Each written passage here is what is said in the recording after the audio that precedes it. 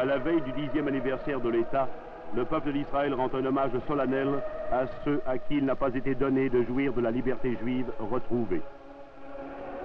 Un pèlerinage a lieu au mont Sion à Jérusalem, où reposent les reliques des 6 millions de juifs assassinés en Europe nazie, victimes du plus grand massacre dans l'histoire de l'humanité.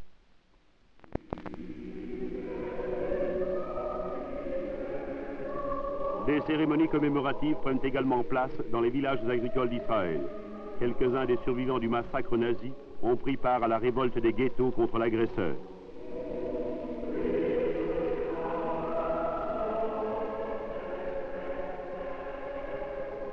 En présence du président de l'État, une cérémonie a lieu à la mémoire des hommes et des femmes de la Haganah, le mouvement clandestin d'autodéfense juive, qui sont tombés au cours des années ayant précédé la création de l'État.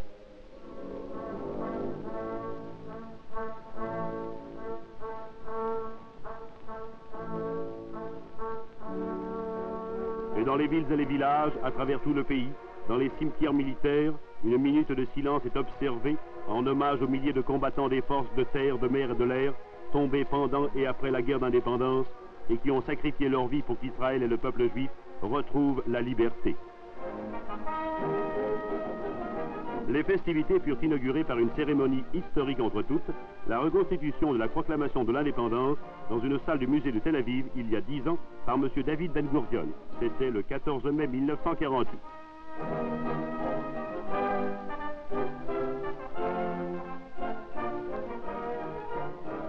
Tandis que M. Ben Gurion dévoile la plaque commémorative, la foule acclame les fondateurs de l'État.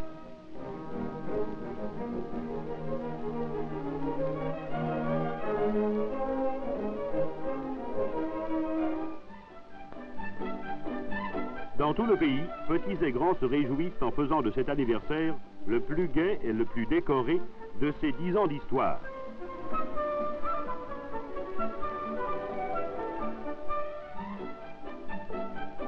Aujourd'hui, drapeaux et bannières multicolores flottent au vent.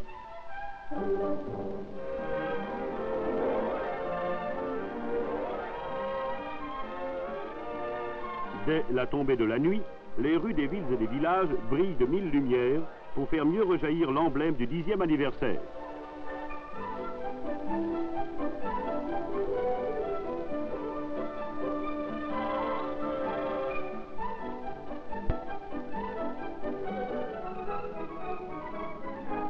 Dans la capitale d'Israël, Jérusalem, la journée d'indépendance est officiellement inaugurée par la réception qu'offre le président de l'État au corps diplomatique.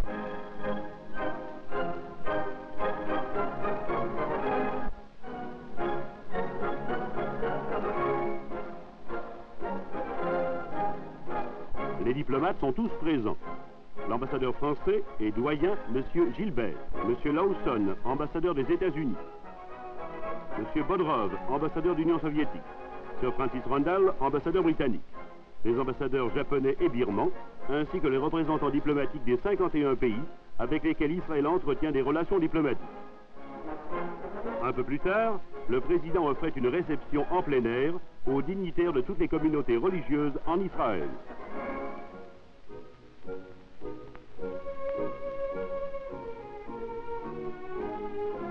Puis, au cours d'une charmante cérémonie en sa résidence, le président félicite les petits Israéliens qui sont aussi vieux ou aussi jeunes que l'État. C'est leur 10e anniversaire à eux aussi.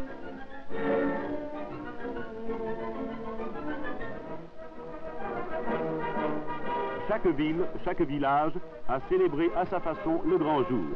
À Tibériade, sur la mer de Galilée, une parade militaire a été suivie d'un cortège d'enfants pour marquer l'événement.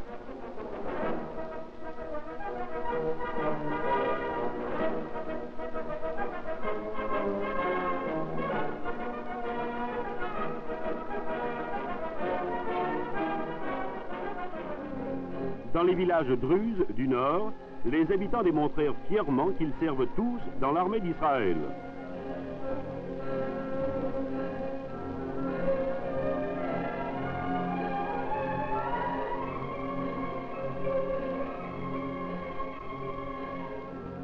Après le défilé, ils se réjouissent de manière traditionnelle en dansant la fameuse Debka.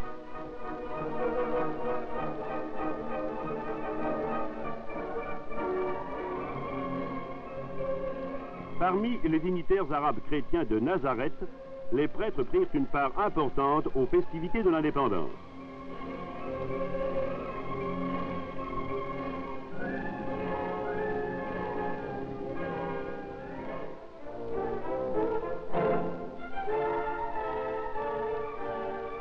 À Tel Aviv, le grand chef d'orchestre Raphaël Koubelik dirige l'orchestre philharmonique qui exécute une suite de danses folkloriques israéliennes à la grande joie des enfants de la cité.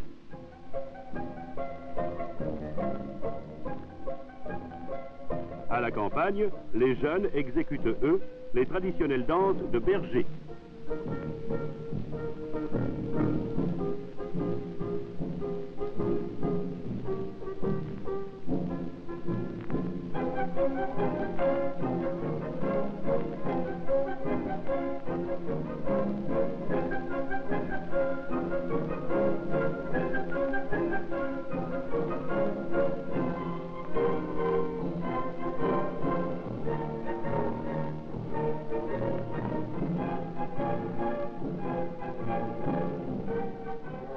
Et dans le port de Haïfa, sur la Méditerranée, le défilé de l'indépendance se transforme en une longue procession de danseurs. Toute la ville danse et de bon cœur.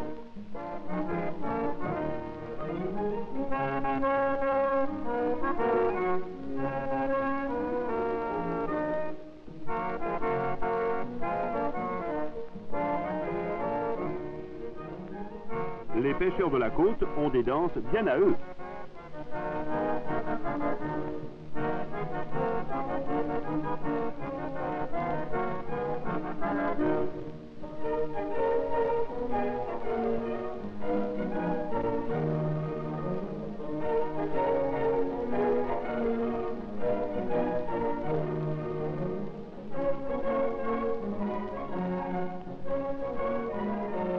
C'est la plus grande fête nationale d'Israël.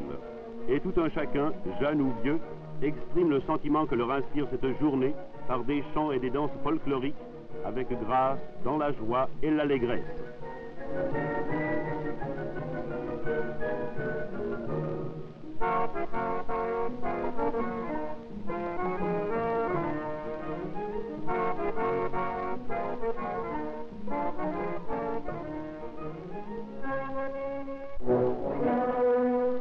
Le point culminant des festivités, la parade militaire, a attiré à Jérusalem des milliers et des milliers d'Israéliens et de visiteurs de l'étranger. Parmi les hôtes de marque, M. Vincent Auriol, ancien président de la République française, les attachés militaires étrangers et le ministre de la Santé du Ghana.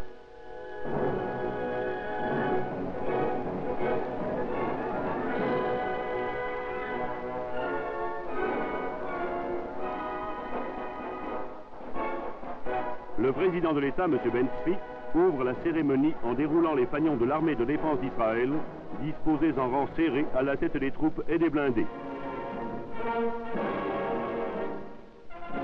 Les porte-drapeaux ouvrent la marche précédant la parade.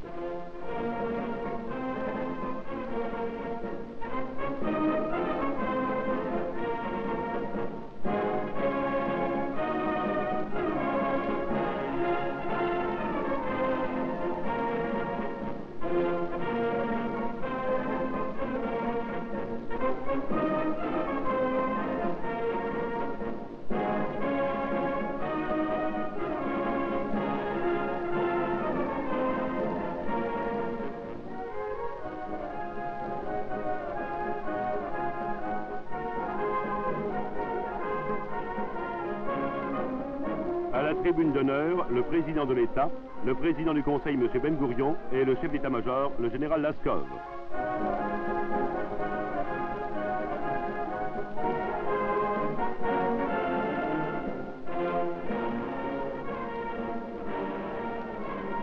Quittant le stade, les blindés, les colonnes motorisées, les unités des trois armes s'engagent dans les rues décorées de la capitale sous les applaudissements de la foule massée tout au long du parcours.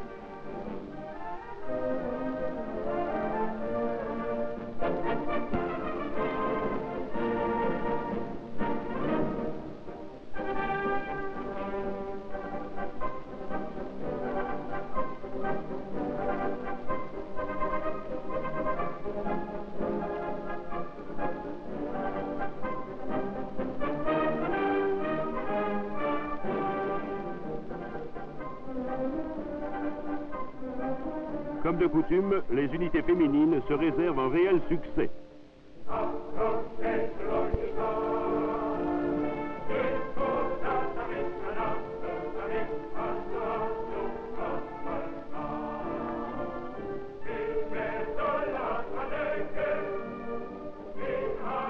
Les marins, toujours très élégants, soulèvent l'enthousiasme.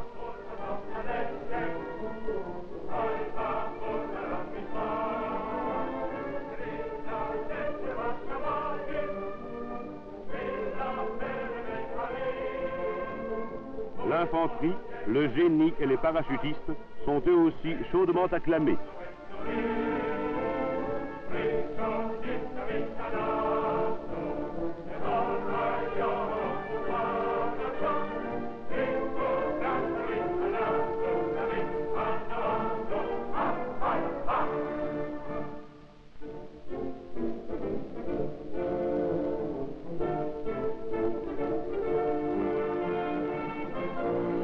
Le soir venu, des dizaines de milliers de spectateurs assistent au stade de Ramat Gan à un gigantesque mouvement d'ensemble exécuté par les jeunes filles de l'armée.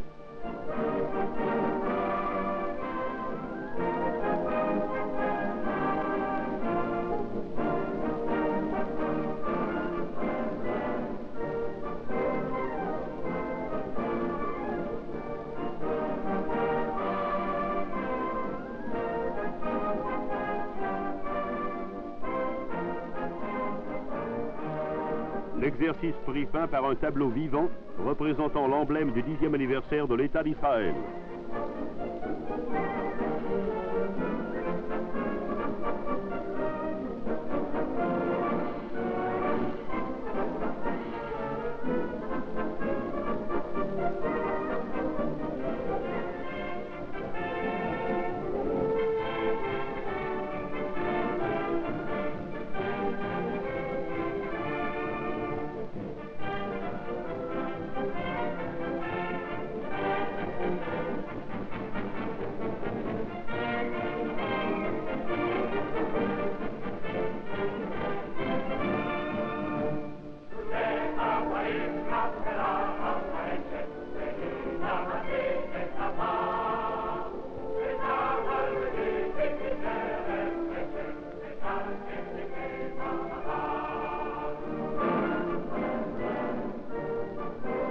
Et alors que le peuple chantait et dansait dans les rues, le ciel d'Israël pour ce 10e anniversaire s'éclaira de mille feux.